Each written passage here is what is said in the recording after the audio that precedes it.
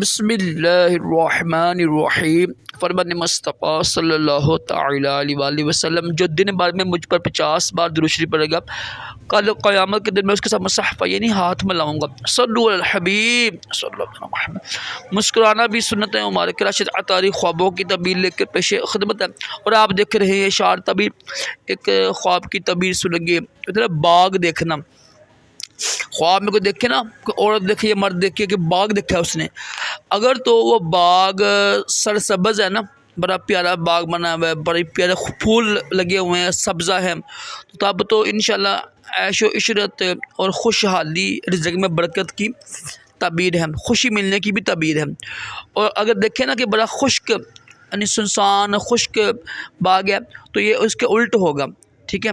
تو اچھی تعبیر ہے باغ دیکھنا اگر سرسبز ہے تو اللہ کا شکر ادا کرے۔ اللہ پاک ہم سب کو بھی اچھے اچھے خواب دکھائے، برے خوابوں سے محفوظ رکھے ہمیشہ، اور اپنے پیارے محبوب صلی اللہ تعالی علیہ وآلہ وسلم کی خواب میں زیارت بھی نصیب کرے۔ آمین کہا کریں، کیا پتہ کس کی آمین قبول ہو جائے، اور دونوں جہانوں کی بلائیاں عطا کرے، تمام جسمانی روحانی بیماریوں سے محفوظ رکھے۔